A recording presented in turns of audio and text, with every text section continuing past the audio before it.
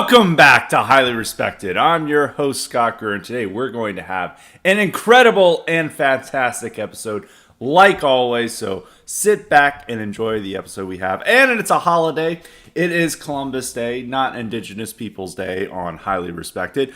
But this is a holiday that we decided to work. You know, Christopher Columbus sailed the ocean blue, so we could work on his holiday to bring you even better content than the week before. So that is what we're going to be doing today. And there is a huge news event that we're going to be discussing today. That's probably going to be the only topic we have before the Cognitive Elite questions.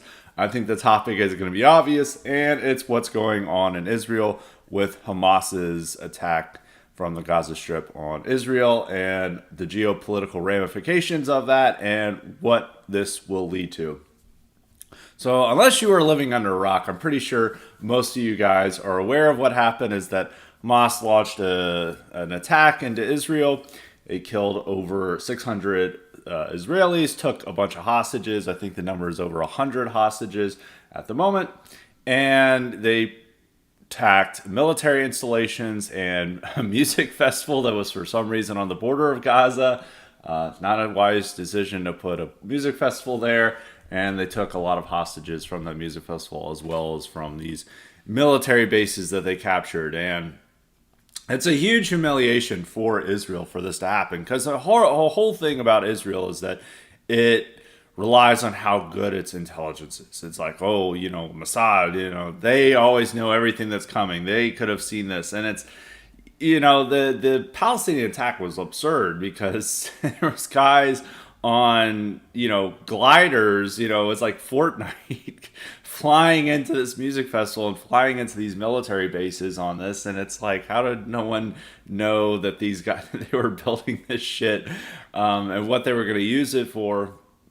So it's a complete intelligence failure. And I've always seen like people doing these conspiracy theories of saying like, oh, they knew it was going to happen. They allowed it to happen. It's no, this is a major humiliation for Israel that this was allowed to happen. It creates a very, it puts them in a difficult pickle right now and what they can do or what they're going to respond to. And it's just not at all a good situation for Israel that they're in right now. And it's a huge win for a lot of their enemies. So I don't know how they would have just like, oh, we're going to allow this to happen. We'll just set it up. It's, and the entire Israeli population is angry at the military and the government for allowing this to happen. It's like, how could you allow this to happen? This is a major blow to us. So, no, I don't believe any of the type of conspiracy. I think it's just so wild that this happens. It really does create a new impression of what Israel is capable of, and whether some of the hoopla around its intelligence work is maybe not at all it's cracked up to be. So there's a lot to see here, and this is a huge world news event. I mean, this could very well lead to a major war breaking out in the Middle East. Could very well drag America into that. That's very bad. We obviously do not want American involvement in any war, especially another one in the Middle East. And so we have all these issues that are going around it. So I think going into this is like, why would this attack happen now? What is driving this attack? Because a lot of people were wondering that. It's like, why would Palestinians, all of a sudden want to do this? There's always, obviously, the animosity hostility towards Israel is there. Any time is a good time for that. But why this particular time? And I think a real motivation behind this is, there was a weird Wall Street Journal report that came out yesterday saying that Iran ordered this and directed it. I don't know how accurate that is, but it is to the benefit of Iran. I mean, and this could have been seen, obviously, by Ayatollah Khamenei. Basically, when he was watching these clips, he was sharing about how epic it is. And only head of state in the world who is like, this is awesome. And so it's the fact that, your head of state is sharing these videos and talking about how great it is. And Iranians themselves were seeming pleased with this. Maybe they weren't the ones who, Palestinians had taken it on the own initiative. But certainly they were not displeased by Hamas doing this. Because the whole thing is that, over the last few years, Israel has been normalizing relations with all these Arab countries. And they're in been in tough negotiations with normalizing relations with Saudi Arabia. That happens, that's a big deal in the region, and Iran doesn't want that. It would signal that every Arab government is essentially fine with Israel. It's not going to offer any support to the groups that are in Palestine that are agitating for the overthrow or attacks on Israel. That they are just going to accept Israel as a part of the Middle East, which is obviously against what Iran wants, and is against actually what a lot of the Arab majority wants. But this is what their governments are pursuing because they feel they can get something from America in concessions that would make up for it. And Saudi Arabia is asking a lot for America in order to agree to normalization with Israel. They're asking for U.S. to help them build a civilian nuclear program, which America is not fond of. They're asking for strict security guarantees that if they ever get attacked, America would come to its aid. I don't know if Congress would be up for that. And also they're demanding concessions for the Palestinians from the Israelis, which is unlikely to happen now with the latest events going on in the Gaza Strip and Israel. So it's upended that possible normalization, because that would be a huge deal. Now, at the same time, Iran and Saudi Arabia have normalized relations or have built up diplomatic relations. And that's a huge event, and that's just happened in the last year. One of the biggest foreign policy events is that, because pretty much for the entirety of the 2010s, the Middle East was dominated by the rivalry between Saudi Arabia and Israel. The Syrian war was a proxy war between them, even though there were other foreign actors also involved in there that had their own agenda. But you could see the main storyline as it is a proxy war between Iran and Saudi Arabia, with Saudi Arabia backing a large part of the Islamist rebels. Not quite ISIS, but the other ones. Nobody really liked ISIS, but a lot of the other Islamist rebels, and Iran backing the Assad regime, the Assad government. So that was the conflict there. And they've had another proxy war in Yemen with Saudi Arabia backing the government and Iran backing the Houthi rebels. And so they've been having these proxy wars all over the Middle East, and this has been the rivalry that has dominated. But China brokered a cooling off between the two countries, and the countries appear to be having normalized relations with each other now, which is thought impossible just a few years ago. And so they're not at loggerheads like they once were. So, but at the same time, Iran does not want Saudi Arabia to have this normalized peace deal. And Iran has, not been as committed to securing that normalization as other states, because the big deal was like UAE doing it and a few other Gulf states then merging. Qatar is not one of the Gulf states that's trying to normalize relations. Qatar is also, or Qatar, you want to say. I've always been told it's like Qatar, or Qatar. That's the way to pronounce it. I prefer Qatar, but it's Qatar, so we'll call it Qatar. That's a way to say it. But Qatar is is also a state that was also likely helping out the Hamas. A lot of their leadership is dwelling in Qatar. And difference between Qatar and Iran is that we have a military base in Qatar, or America does, and we have fairly normal relations with them, which we obviously don't with Iran. But Qatar is also one of the state sponsors of these groups, and they're also not eager to see the rest of the Arab world normalize relations with Israel. And now Israel's been doing this for years and years. I mean, ever since the late 70s, where they, normalized relations with Egypt, and then they went on and normalized relations with Jordan. That's been a long-term goal for them. And they've been continuing to do that with more of the Muslim world in the last few years. And Saudi Arabia would be the, crown jewel of that effort. And it's likely not going to happen. Now, I doubt it, because, Israel is going to, as they keep saying, we're going to, drop hell on Gaza Strip. And this is obviously going to agitate the Arab world. And this could even upend the past peace deals they've made with other countries, and further isolate them in the Middle East. And Israel's, and this is why it's not a good situation for Israel, because Israel has to respond much more so than just firing rockets in the Gaza Strip. They have they have over 100 hostages. They humiliated them on the world stage, and their people are baying for blood. So they're obviously going to go into Gaza and try to do what they can to make a extra statement. But it's not going to be an easy battle for Israel because it's going to be urban guerrilla fighting that they're going to have to wage. The entire population of Gaza Strip is going to be against them. 2 million people, and it's not like Hamas is a normal army. This is a paramilitary group that's among the civilian population.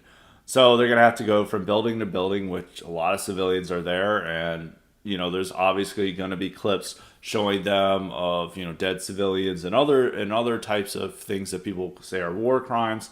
And this is not going to look good for Israel on the world stage. And you're seeing this outpouring of support for Israel right now, from, most of the world.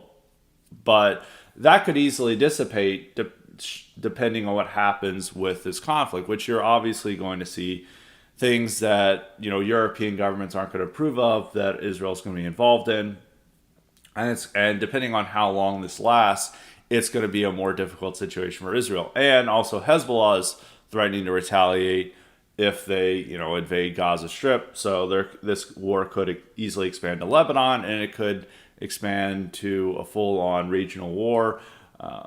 With Iran possibly formally entering. I don't know how a war between Israel and Iran would work because they're separated by a lot of countries. They don't share a border with each other, obviously. But it would be, obvious. Iran would be helping out a lot of the people who would be fighting Israel. So it's a messy situation as is, and it's likely to get more messier. So what is, and so I don't think Israel would have liked this situation at all. And I mean, the more important thing is that, a lot of what Israel built its foundation on as a state is just showing that how intimidating, Mossad is in their intelligence work, that they can assassinate their enemies all across the world. And they've done this to Hamas leaders, that for years and years they would find like a Hamas leader like staying at a hotel and they'd send a hit squad and murder them. There was also a couple of people who were working on the nuclear program in Iran who got assassinated either by drone strikes or other means. So they were always able to get, they were even hacking some of the programs and causing destruction with that. And so they were able to build up this mystique. And the fact that they, missed this, which is just massively embarrassing, as I said, deflates that mystique. And that hurts their, and that makes people more eager to attack. It's like, oh, they missed this. Maybe we don't have to worry about Mossad and their intelligence work. Maybe we can continue on to do other things that we would like to do against Israel, and that this will inspire future attacks. So it's not at all what Israel wants. And it's not quite prepared for a ground war. A ground war is very different from sending missiles. I mean, they're going to take in a lot of casualties from the type of street fighting that will happen in a ground war of this magnitude, and there's going to be a ton of civilian casualties, which is going to hurt their public standing in the world. So they're going to be in a very difficult situation, to say the least. And it's also that they dragged their feet on giving supplies to Ukraine, but finally they did. They gave up a lot of their artillery supplies. I've been hearing reports that it's like 80% of their artillery supplies. I don't know, but they did give up a substantial part of their artillery supplies, which this is one of the big issues with the Ukraine war and like modern military technology, is that we really struggle to build the supplies necessary for modern warfare of a large scale like what we saw in the world wars. And that's really what we're seeing in Russia and the Ukraine war, is that all these countries are just scrounging to find supplies to send over to Ukraine, and it's depleting their own arsenal and leaving them, if they got into a war, they would not be able to wage a war because a ton of their supplies have gone to Ukraine. And they're not able to replenish those supplies quickly at all. And that's what's happened in Europe, is that Europe's pretty much cleared out a lot of their warfare or war arsenal to help out the Ukrainians. And Israel, was dragging its feet, and then it's gave up some of its arsenal to the Ukrainians. And that's going to bring up an interesting fight, is that Israel could be demanding more from America to replenish their supplies, depending on how long this war is and what is needed. And America can't fund two wars at the same time, and it'll have to pick whether it's going to go with Ukraine or Israel. And in this situation, I could see a lot of the intelligence world preferring, our American intelligence world preferring to focus on Ukraine over Israel, because a lot of what American foreign policy has been since Obama has been trying to pull America out of the Middle East. We've had enough of the Middle East. We want to focus on China and Russia. For Trump, he didn't really want to focus on Russia. He just wanted to focus on China. But a lot of it was pulling America out of the Middle East. It's why Obama drew us out of Iraq and then was trying to get us out of Afghanistan. It was why Trump was trying to get us out of Afghanistan, and it's also why Biden got us out of Afghanistan, is that a lot of the deep state in America wants to focus more on China and Russia. It does not want to get bogged down in the Middle East anymore. Obviously, a war involving Israel would get us involved in the Middle East once more, which is not what a lot of these powerful actors want. So they would not want to have, if they had to choose the preference, they would probably prefer Ukraine. Military would want to fund both. They want to fund everyone who's fighting war, and they really hate Iran. They want to have a war with Iran, Russia, and China at the same time. So there would be that. But politically, if that was, all these political leaders were having to make a choice, they would obviously go with Israel. Israel is a far more powerful lobby in the United States than Ukraine. And so that is the weird thing that could happen, is if there was a major Middle Eastern war, is that we would probably tell Ukraine to, hey, it's like, we can't supply you anymore at this rate. You're going to have to cut a peace deal with Putin. We're no longer funding you. As they're going to have to make a choice, and then there's not an infinite amount of war arsenal to go around, and so they're going to have to make a choice, if depending on how much of the Israeli military supply is depleted, and they will, if that was had to make a choice for lawmakers, they would choose Israel, and that's going to be an interesting situation, because I think one thing is. Even if they didn't have to make a choice, I think America is going to have to focus on this issue, and they're not going to be able to, they're not going to be as eager to, write blank checks for Ukraine. And I could see America, even if Israel isn't demanding a type of supply and funding that the Ukrainians are, America just in that situation is like, look, we're dealing with a lot of shit right now, Zelensky. You're going to have to make a peace deal. We've already gotten enough out of this war as is. We, isolated Russia from Europe. We exposed the Russian military is not as strong as people thought. They're stuck with just the Donbass. I mean, that's not ideal for America, but Ukraine can't kick them out, obviously, due to how their offensive this year failed completely. So they're just like, look, just recognize the Donbass and Crimea as Russia. And whatever, that we can't fund you anymore. And I could very well see that if another major war breaks out in the Middle East, because we're going to be too focused on other things.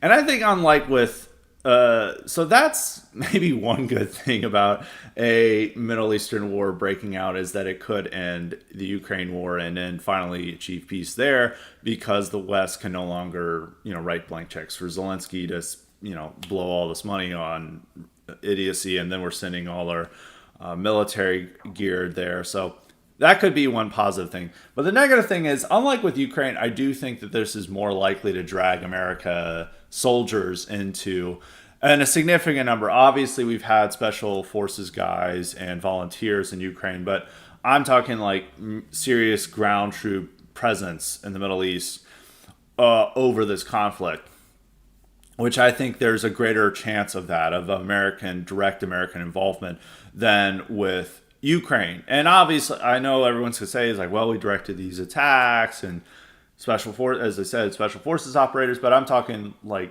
Iraq level involvement here. And that is the worst possibility that could be achieved. Is why we need to do as much as possible to ensure that America does not enter the war, and that needs to be our clear position: is that no American involvement in this Israeli conflict. It's already why like everyone's like demanding like we need to send a naval fleet there. Like let's not send a naval fleet there. You know, some one of these actors could strike the naval ships, and then that brings us into the war. And you don't want that to happen whatsoever. And that's what I'm more worried about. I think with like, Russia and Ukraine is outside the Ukrainians, Russia, Putin is a very rational actor. Putin realized that he did not want to bring in NATO. And he realized the limits of what NATO would tolerate, and he stayed within those limits. That's why they weren't doing these shock and awe campaigns against the cities. They were trying to minimize civilian casualties to a degree. I mean, there's only so much you can do in urban warfare. But they were not doing these like full bombing campaigns that we were doing in Iraq in 2003 and Ukraine. Part of that was to ensure that NATO wasn't in there, and part of that was also that they felt that they could win over some of the Ukrainian civilian population. They were also not committing. They've always talked about the civilian atrocities in Ukraine, which most of these, like both Russian, well, I don't know about the Ukrainians, but for most of the Russian, it's been accidental. Most of the atrocities have been against soldiers, against the POWs, which that's happened on both sides. Both of them have tortured and killed guys. But those are combat participants. They really have tried to minimize the civilian casualties. It's not like what's going to happen in the Gaza Strip in Israel, where they're both going to try to rack up as many civilian casualties as possible because they both want to exterminate each other. So, which in Ukraine they don't want to exterminate. I mean, both of them are competing over the civilian population to say, we're your liberators, you should side with us. And they're fighting over the civilian population for their loyalty, which is a unique part of the war. I mean, they're both saying that they're the liberators of the civilian population. And they're competing for their sympathy. So both sides have not tried to, butcher the civilians in a way that we're probably going to see in the Gaza Strip. But to the larger point, that's also a part that like Putin does not want to. He really did try to minimize the possibilities of having NATO and America intervene, and he realized those limits, and he was not going to cross that. Here, I think both sides are not as rational as Putin, and they will want to get America involved in this war for whatever reasons. I mean, Iran wants, Israel obviously wants America involved, so we'll fight the war with them or fight the war for them.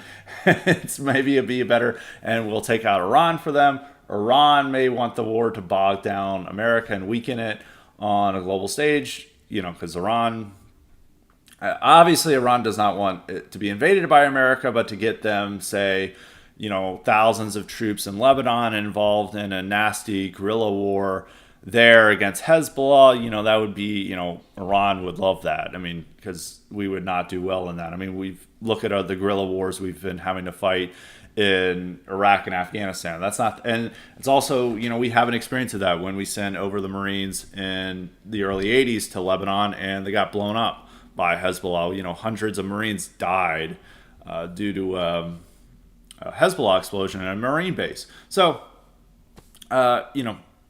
we should not repeat history.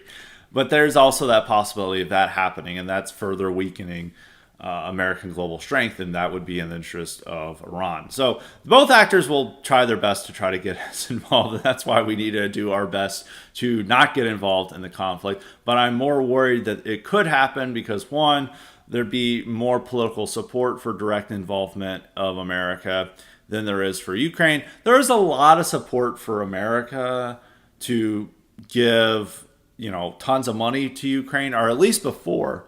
Or at least in 2022, I mean, there was overwhelming support. It was about 80% of the population was like, yeah, funding. But in direct involvement, there was never majority support for that. And also people would come, and people would be like, oh, yeah, I support a no-fly zone. Does that mean we're going to go into war with Russia? And they're like, no. There was never the type of direct American intervention, that level of support. Now, funding for Ukraine, I've talked about this, is that the prioritization of Ukraine is not as important as it is for our government and our idiotic political class, and it is for people on Twitter. For people like Ukraine, they've moved on. They're just like don't care about it as much as they did in 2022. They care much more about the economy. They care about immigration. They care about crime. They care about direct issues that directly affect them. Ukraine is not seen as an issue that directly affects them. And part of this is that we now see that support for continuing funding of Ukraine has dipped below 50%. I think it's a plurality. It's still a plurality, but it's not good if it's not a majority that supports it. And it does show that American people don't like the billions going to Ukraine. And so that does create a groundswell of support if, Biden decided to say, oh, okay, we spent enough on this, Zelensky, make a deal, that there would be a level, Americans wouldn't be that outraged, and they'd be too, and if they're going to be focused on anything foreign policy-wise or globally-wise, they're going to be focused on Israel. And so there was never that, there were always these insane people on Twitter who would be like, it's time for America to involve itself in Ukraine. It's time to, launch a direct attack on Moscow and all this stuff. But that was not shared by the majority of the population.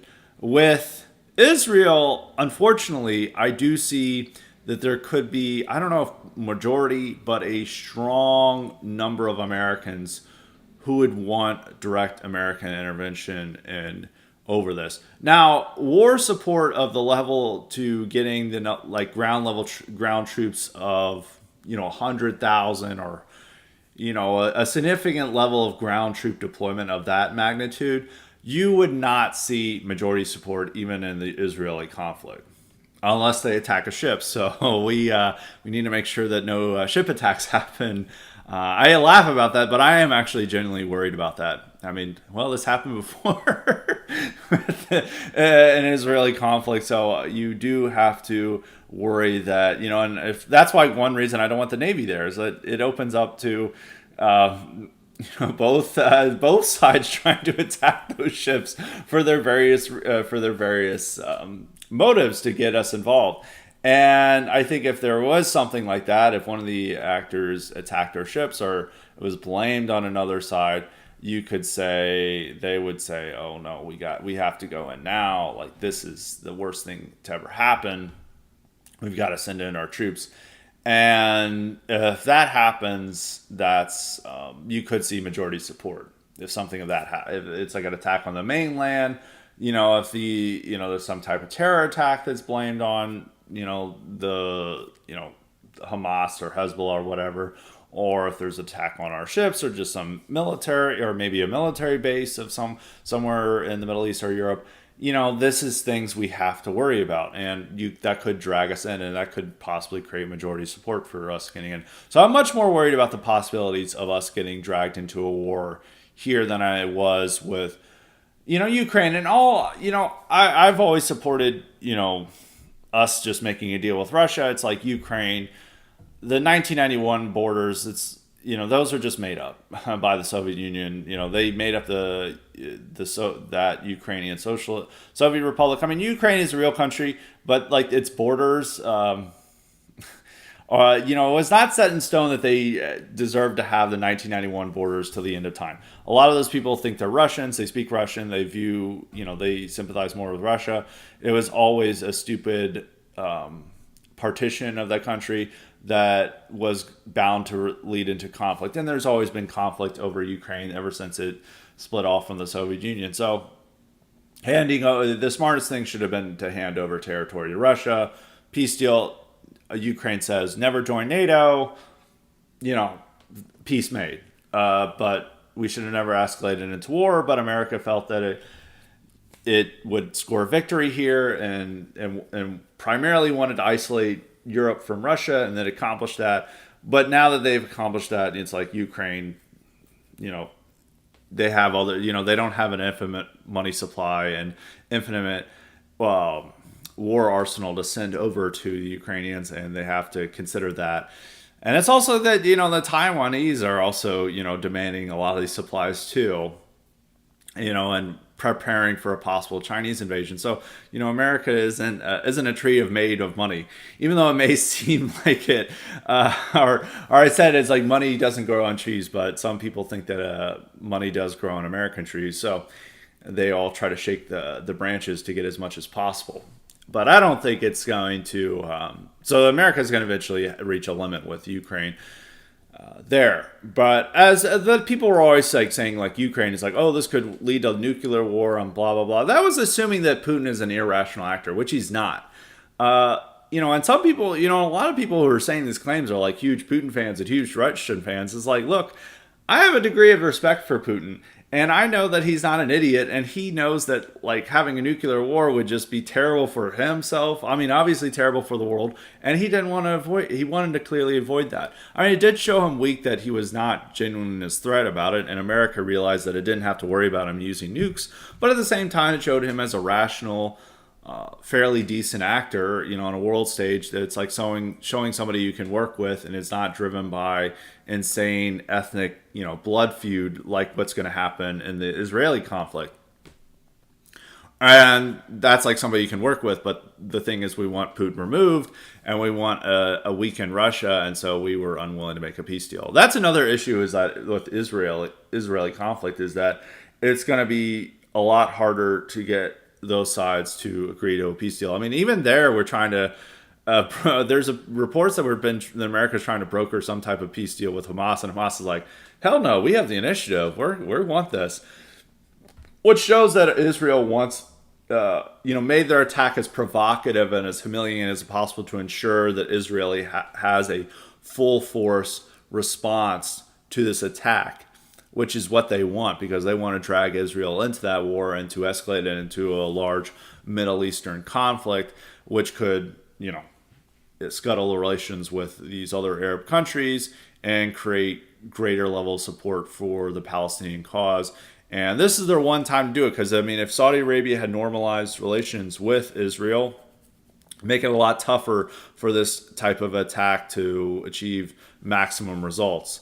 And they chose this time to do it, and they chose it at a time when Israel is, mired in brutal political conflict, internal political conflict, and it's not in the strongest state it's ever been. And they chose an opportune time, and they went after a desert rave party, which was like tons of young people there, which also adds to the reason why there's wanting this revenge, is that they took hostage all these young girls. I mean, obviously, if that happened in any country and you see all these young women who are at a dance festival, that would obviously demand people to like full on war. I mean, I could only imagine if something like that happened in America, depending on who's the actor or what country took them hostage. But I mean, there would be, all these insane women would just be like, no, they're destroying what our main goal in life is to go to these dance festivals and these music festivals. They're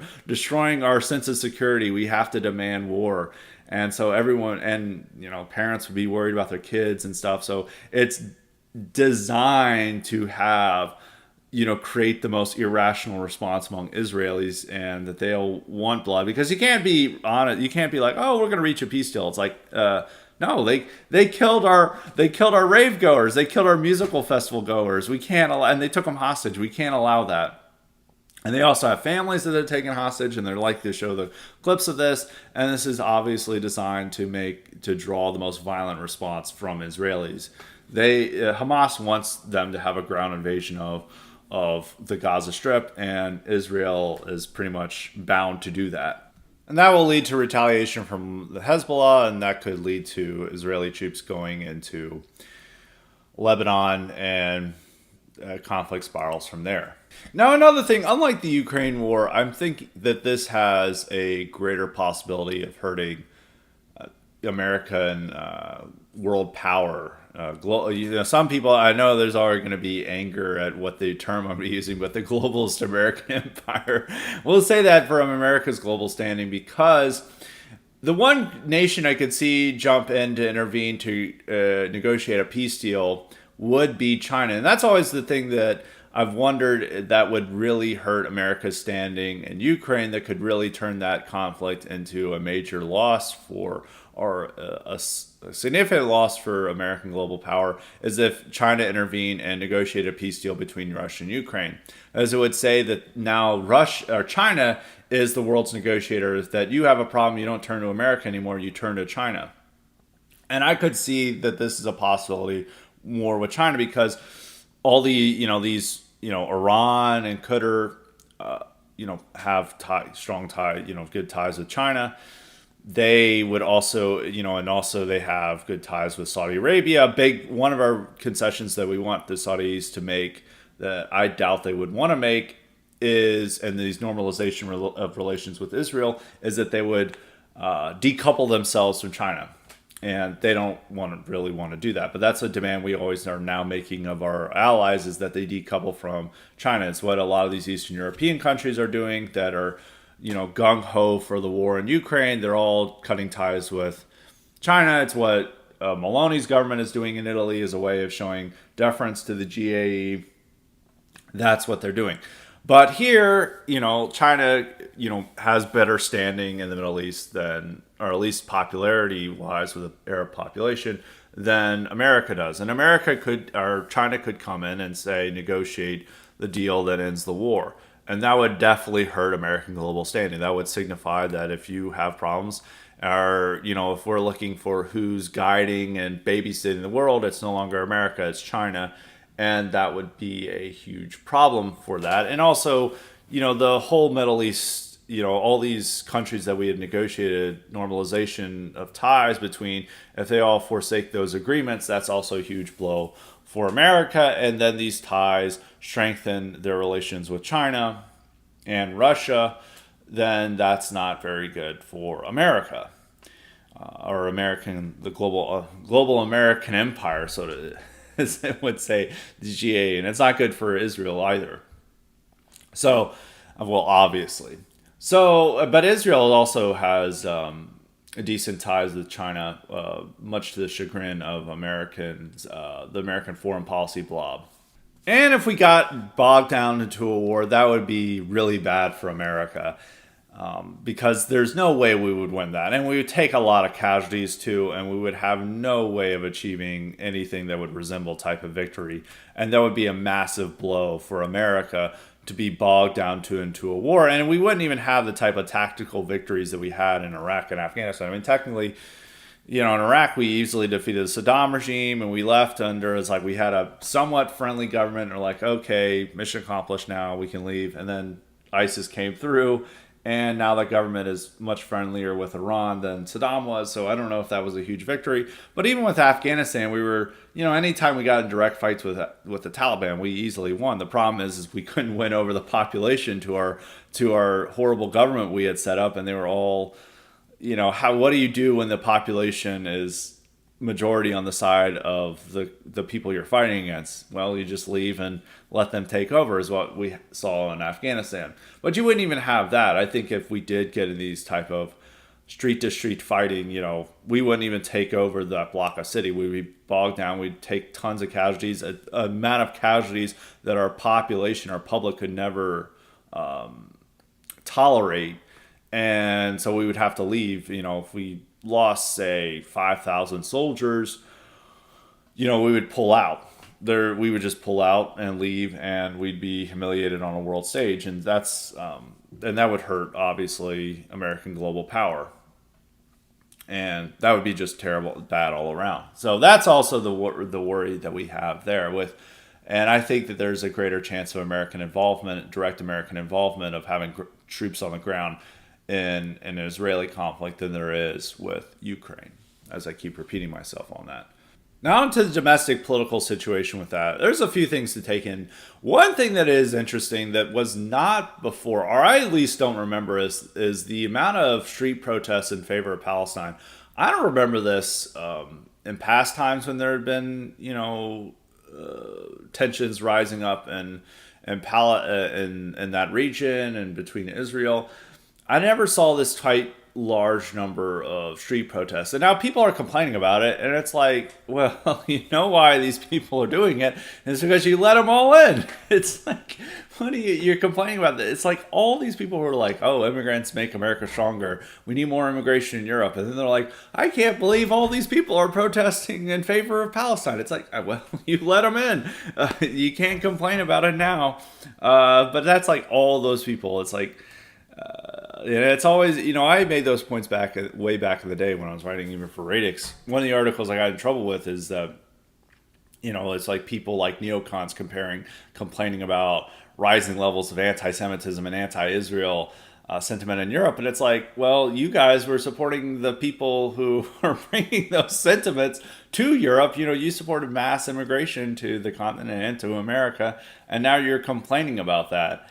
And they're still doing this now, and it's like all these people are pro-immigration, and also some of these people are now complaining about it. We're celebrating these same Muslims, protesting school boards, woke school boards and stuff. But now they're turning on. It's like a lot of them are the very same people are now protesting against Israel and protesting for Palestine. They're like horrified by this.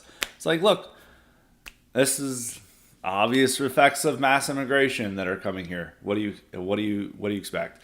But that's another thing, is that the Democratic Party's stance on Israel is a little bit more complicated than it was in the past. In the past, uniparty moment, everybody was like, Israel asks America to jump, and American politicians ask how high. That's still largely the case for a lot of the political leaders, but also Democratic Party has a little bit more complicated relation. One, they're winning over a lot of these immigrant populations that are either extremely hostile to Israel or they don't give a shit about Israel, like the Hispanics. And even a lot of the black community doesn't give a shit about this. And they're like, we need welfare for us, like not to send over to the Middle East. And there are these arguments that are now more popular about anti-colonialism and the feeling that, the anti-settlers stuff and all that's become more common on the left to demonize Europeans, and the left can use, or a lot of the pro-Palestinians can use that rhetoric to browbeat some of the Democrats into, being reluctant to support Israel. Not to the same extent as they are to feeling that like whites should leave Australia or whatever, But that does have an effect on some number of them. So it creates a little bit more problematic nature about Israel. And it's just that it's not as important to some of their major donors as it was 20 years ago. A lot of those donors that was like their main issue have either gone to the Republican Party or they've, been old and died. So there's a different level. A lot of their major donors now are just focused on the social issues, gay rights, feminism, that type of stuff. And it's not as important to them. And it's also that the fact is that I think the intelligence agencies, I don't know about the Pentagon, but the intelligence agencies, I think, are a little bit, it's not like to say that they're good, but I think they're a little like aware that like getting direct American involvement in the situation is not going to be good for America. It's going, there's like, they can realize like, we did experience Iraq and Afghanistan. Having a direct military intervention here is not going to end well for America, so they may not be as eager to get America in. And of course, Democrats are more cooperative with those segments than a lot of the Republicans, even though Republican leaders rely on them a lot.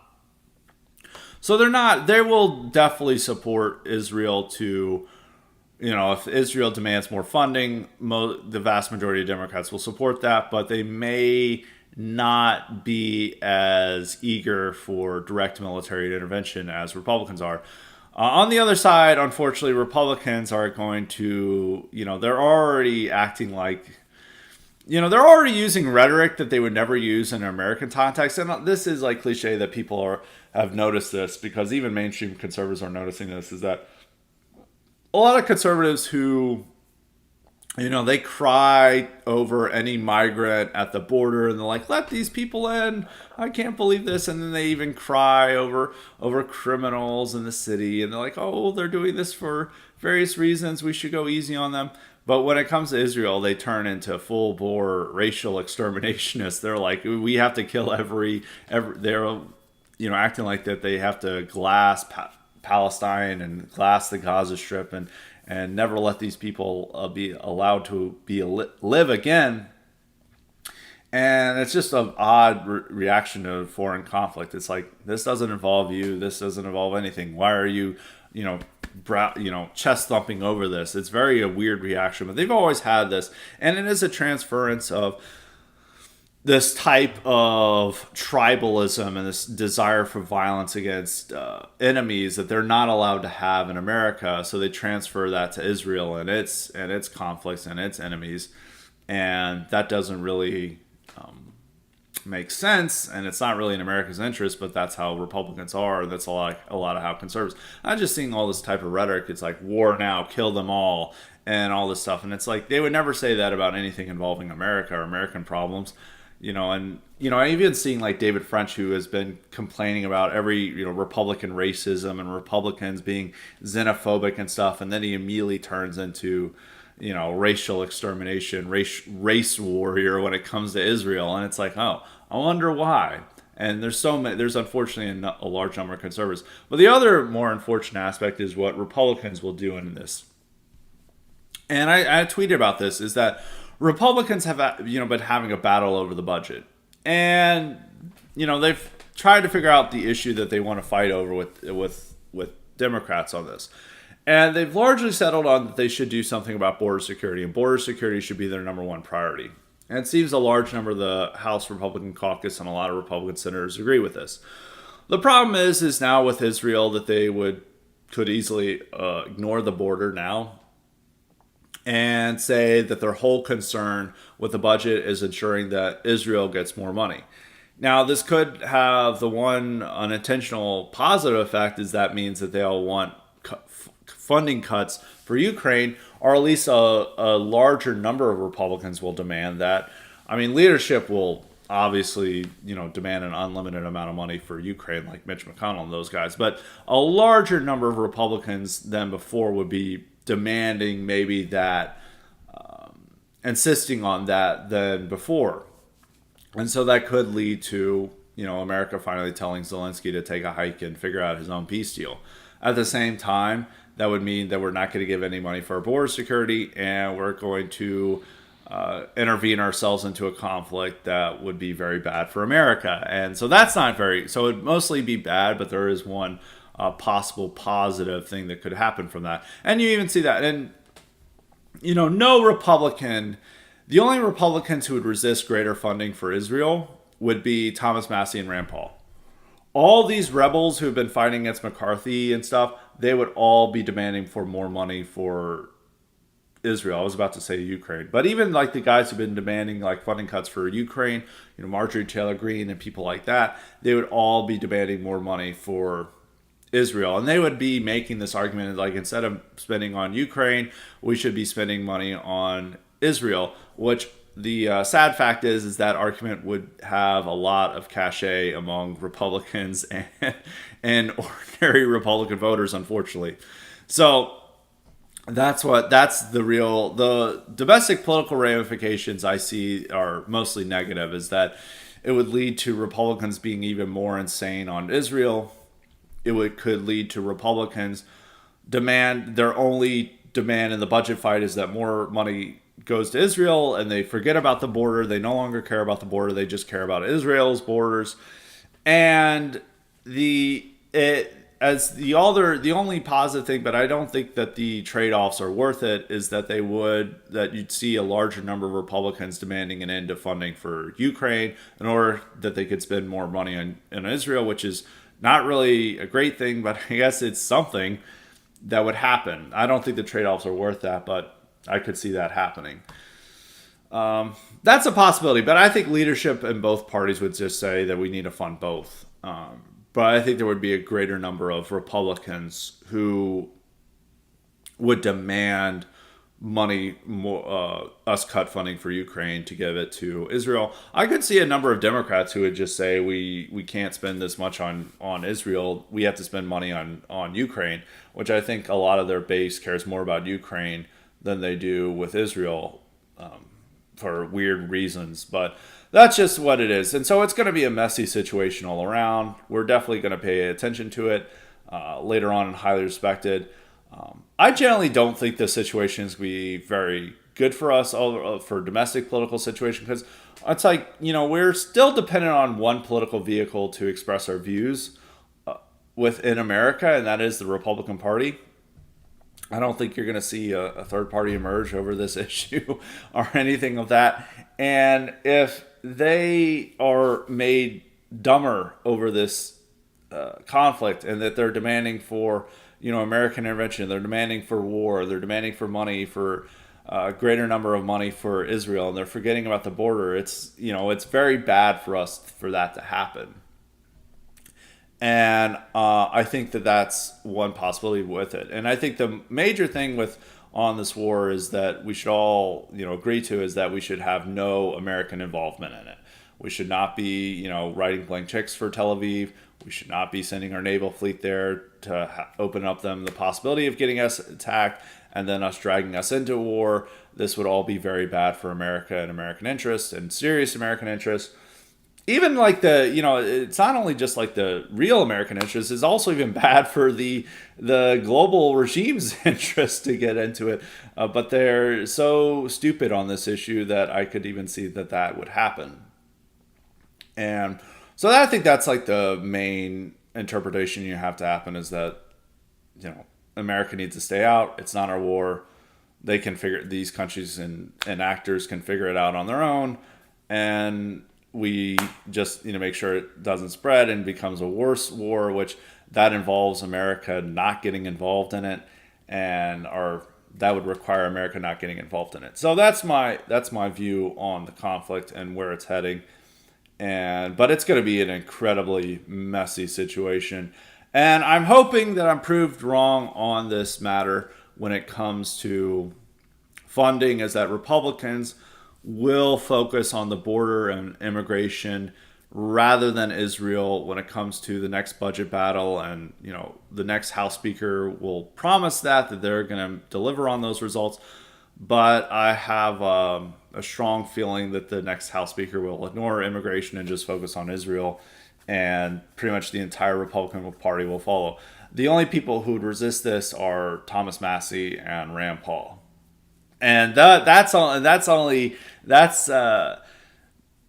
guaranteed either. So you'd see the whole, unlike with Ukraine situation where you saw a number of Republicans, opposing the unlimited money we're giving to Zelensky, you would see hardly anyone within the Republican Party, and even within the conservative commentary, our mainstream conservative commentary, say, maybe we shouldn't do this. That's just the nature of the Republican Party right now. And I think it's unfortunate. It just sets us back. I know, and all these people, of course, people on the internet, it's like, it's time for a third political force. We're no longer voting. We're escaping to the hinterlands. It's like, okay, that's not really going to solve the issue. So you really just have to push the GOP to make sure we don't get into a war and to rally around behind an anti-war message, both in Ukraine and in Israel. And that has to be our consistent message there. And maybe that will have an effect on American politicians and say, like, our border matters more than Israel's border. And that's the message we should say loud and clear to our politicians. And hopefully enough of them listen that they should care more about our border than Israel. And that's all that we can hope for. But it's going to be a messy situation. I generally am worried about what could happen with America getting dragged into war here. And as I keep saying in the podcast, I am worried. I'm more worried about that possibility here than with Ukraine. I mean, there is a chance that this blows over, that Israel, they end up just firing rockets, and, Hamas releases hostages and they walk on home and that's it. But I don't think that's going to happen. This is going to be a long, drawn out conflict, in my opinion.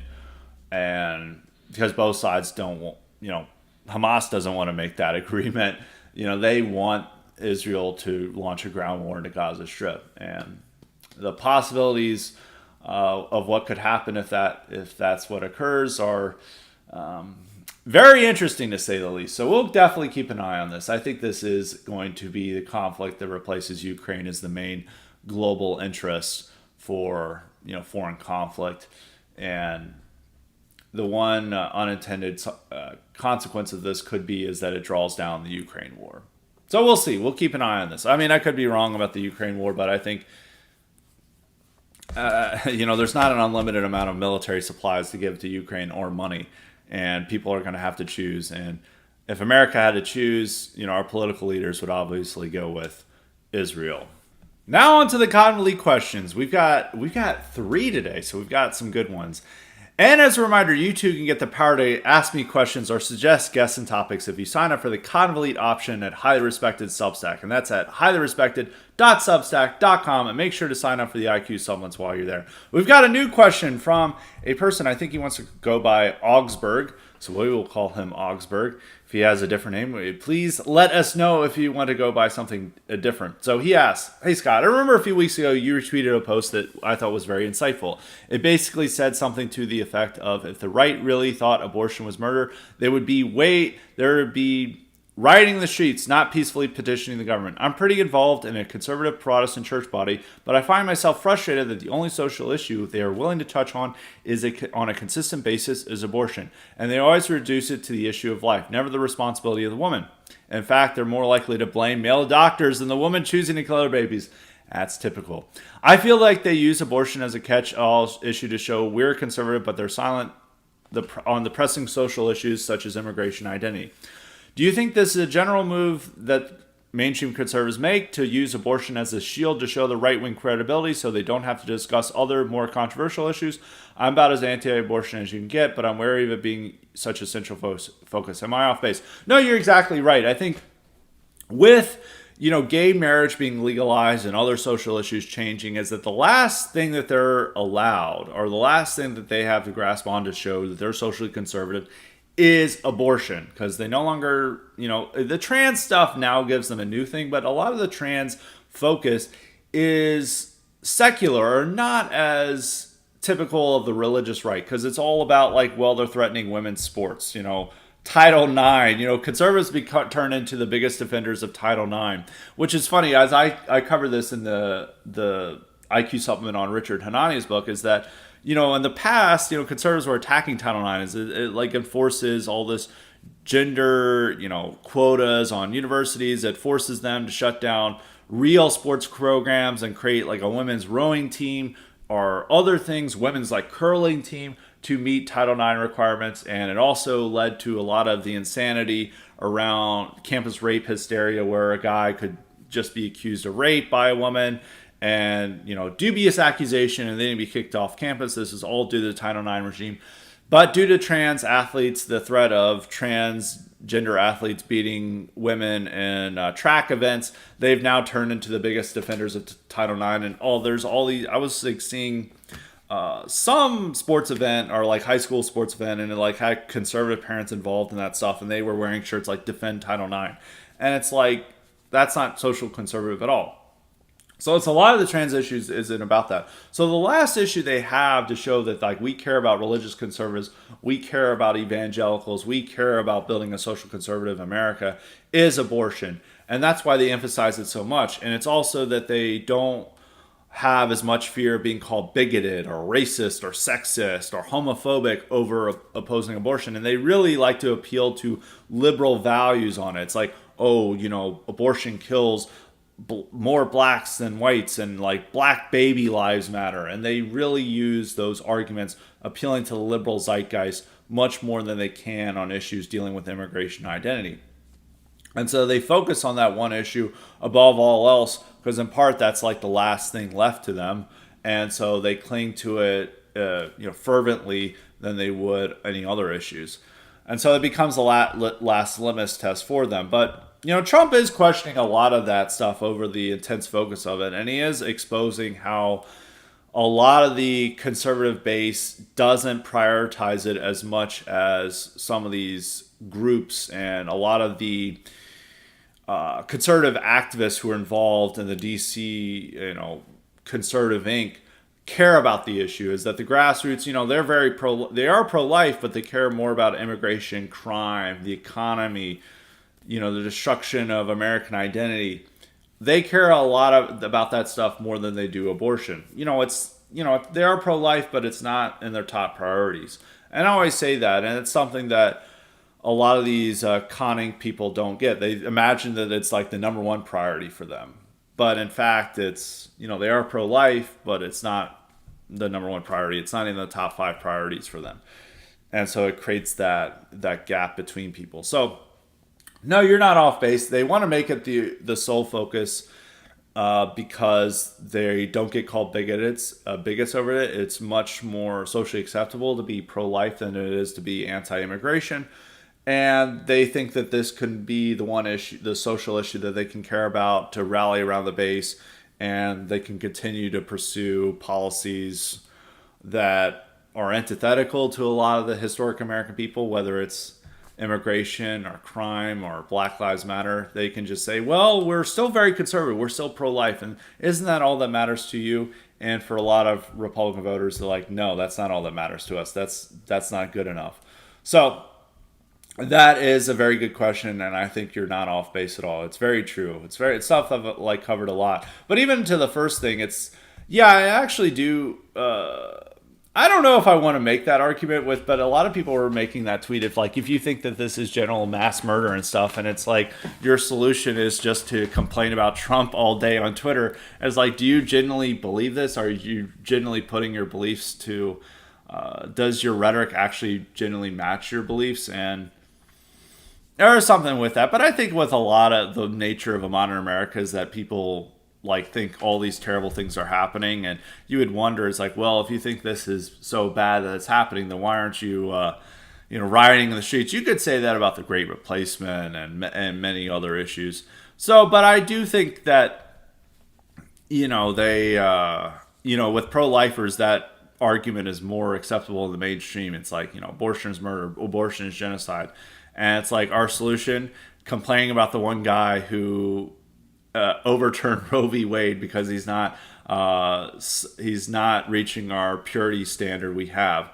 And I don't think that's really what is being accomplished with that. But that's what they'll go with. So that's a very good question. So that's a good first question from him. I look forward to having more questions from Mr. Augsburg going forward. So next question we have, it's not yet from New England Refugee. It's Jay. He's saying, it's like another question from Jay. I'm concerned about the prestigious status of New England Refugee among the Convolee questioner community. I hope nothing untoward is going on between the host of the highly respected podcast and New England Refugee. That's even his written name. Everyone, we want more New England refugees. I don't know if New England Refugee could be always the constant standard, but we always appreciate our regulars sending as many questions as possible. But a New England Refugee is always committed to it. He's always has like a question the very next day. He's like eager to have his question in, but they're usually very good questions. But we'll continue with Jay. It's like, you talk about the type of people that are on the right, middle class. People on our side talk about how good the left's patronage system is compared to the right. The middle class on the right more or less don't want to be taxed more. It seems like the left's political relationship and the rights are totally different for that reason. I'm wondering if you think there are advantages we have on our side from not having that strong patronage system as the left does. Are there things that the type of person on the right would have that would be an advantage to us? I'm thinking of the type of person that's a small business owner or independent contractor versus the type of person that is a corporate ladder climber. Different types of character.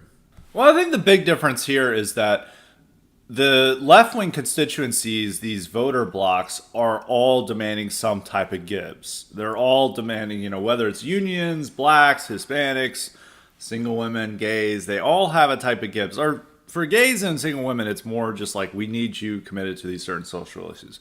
But for blacks, Hispanics, unions, they're all like, we demand this type of gives, and you have to give it for us. For the right-wing constituency, there's no demand for gives. There's a demand that they, stay strong on certain issues or principles or stay opposed to the left, but they're not as eager for gives. Now, the good thing about this is principled, and this is what we want people to have. We don't want people to be demanding wealth redistribution and, expecting to be bought off with welfare or these handouts. That's good for our people. That's like shows that there's a type of nobility in our type of voters. The one problem with this is that it's hard to increase this as like a voter block.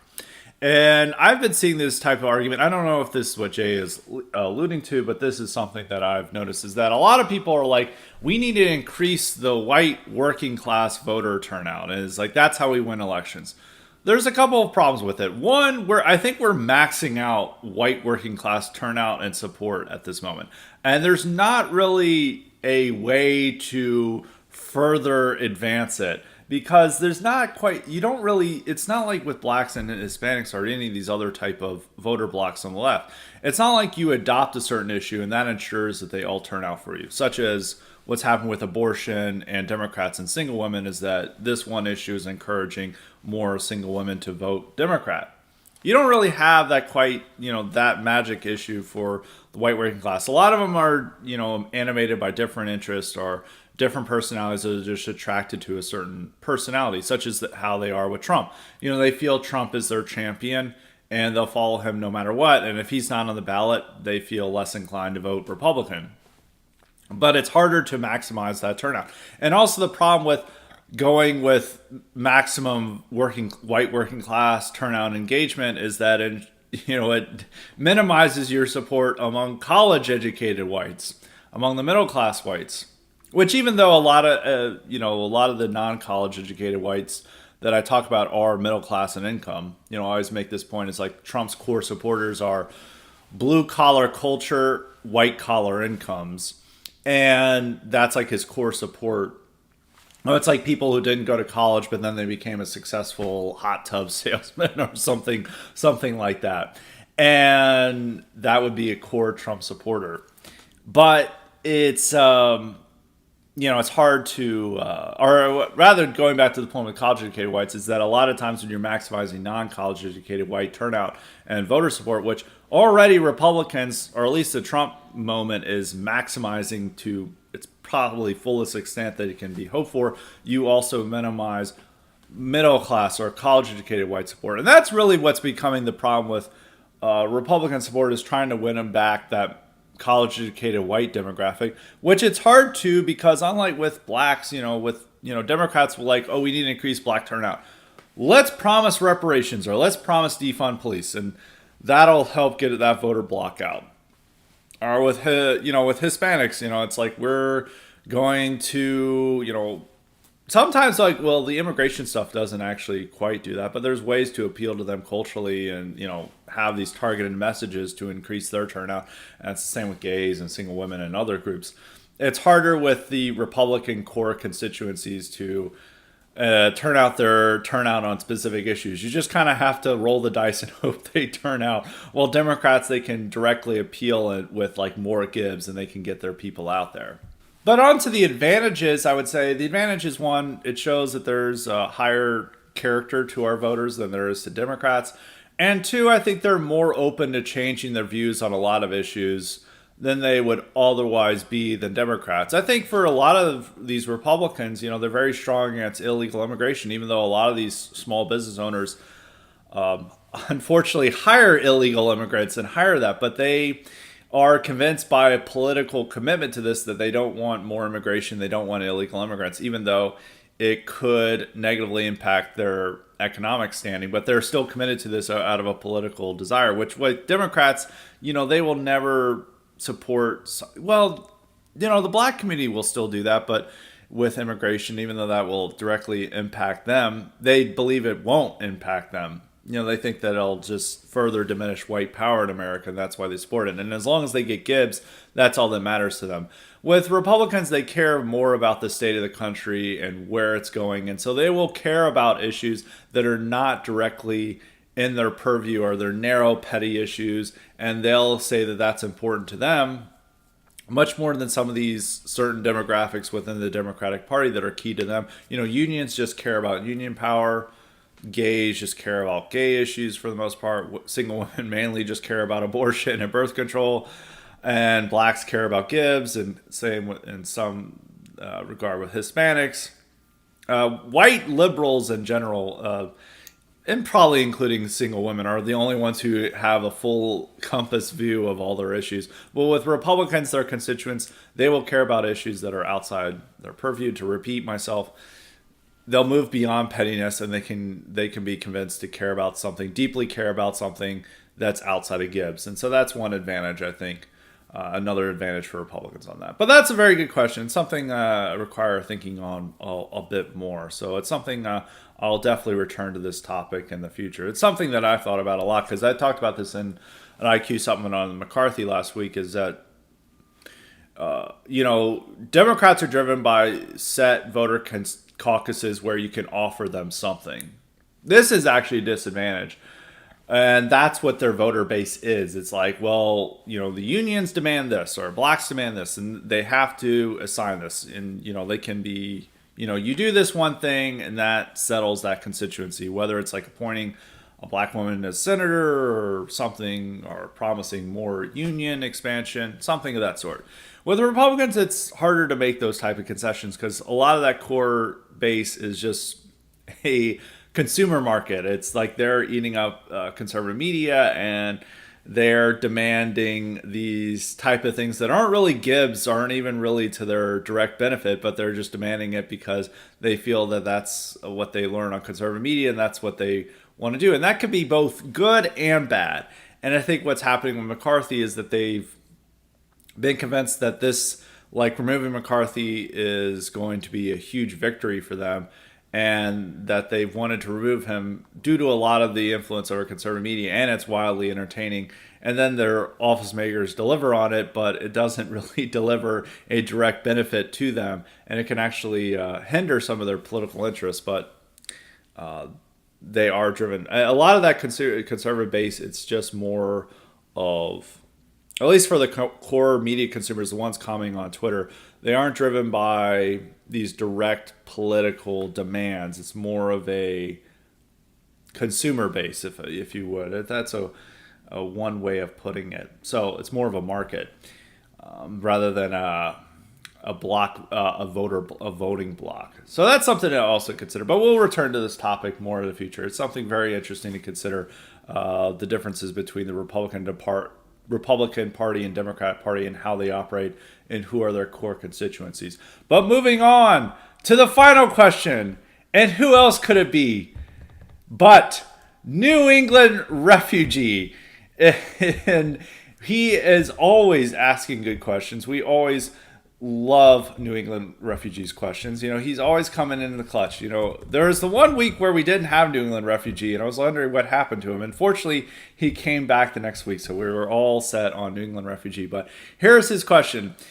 Hey Scott, is there any place that shows America decline more than airports? Absolute slobs everywhere, and athleisure, and many mystery meat people buried in their phones. Constant delays and magical breakdowns when they inevitably forget something, begging for planes to wait on them. Does the average American notice how bad our infrastructure has gotten, or are they unaware like most things that are falling apart? Thanks. Also, I think New England refugee was supposed to clarify one question from last week. He didn't embed it, but I guess he forgot his question, so that's okay. But if he remembers it, we will be eagerly waiting for New England refugees question. But this is true. I've talked about this before. Is like, if you ever want to witness what America is like now, go to an airport. And in the past, air travel was a little bit of a luxury. It's like, it wasn't for the hoi polloi. You had to have a bit of a money to go on air travel. But now you really just see the full gamut of America at your airport and how the infrastructure is working. It's just like terrible. There's tons of delays and cancellations. I know several people who just like now forsaken flying because they're just like, I am tired of the cancellations and delays. And for me personally, unless it's like a drive over 10 hours, I would rather drive somewhere. If I can make this place in under 12 hours, I would drive there. I don't want to fly. And driving is a way more relaxing experience. Even it's like compared. It's like, I'd much rather drive 10 hours than fly two hours. You make your own schedule. You're not cramped into, a seat on the airline. You don't have to worry about things. You make your own schedule. It's just you and the road. And you're listening to the great tunes. You're listening to Highly Respected. You're listening to all the IQ supplements. I don't listen to my own podcast on road trips, just to clarify. But it's just a much more enjoyable experience.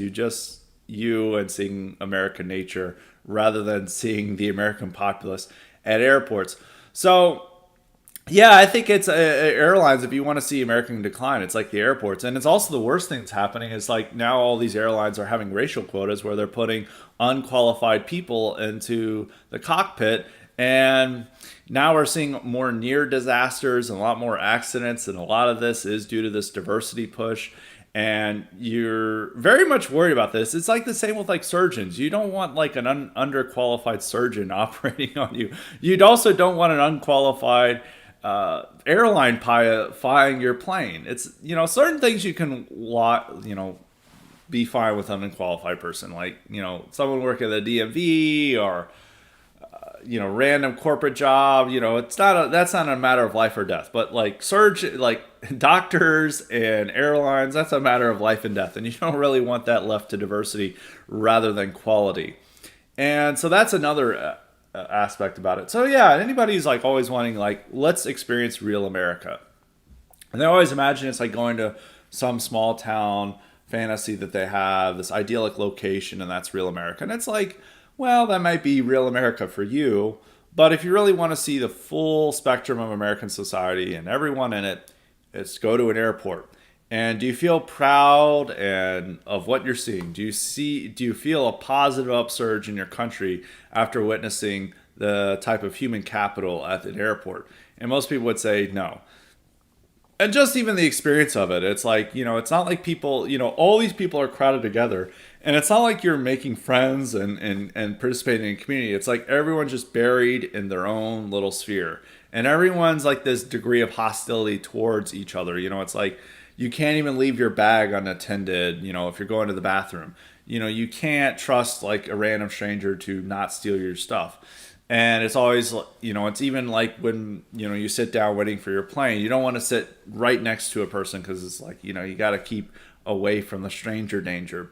So it's not even, it's like even that, it's like the atomization and isolation of the average American person is also illustrated at the airport as well as our increasing diversification and horrible infrastructure we're having thanks to diversity. So yes, if my answer to that is there any place that shows American decline more than the airports, I would say there is no other place that shows American decline more than the airports. And it is really something that you can experience all of American life in one place at one time. And there's no other place like it, for better or for worse. So that's my take on that subject. And that is it for Highly Respected today. We're going to have a great IQ supplement later this week and a great column as well. So be on the lookout for that. So until next time, stay respected.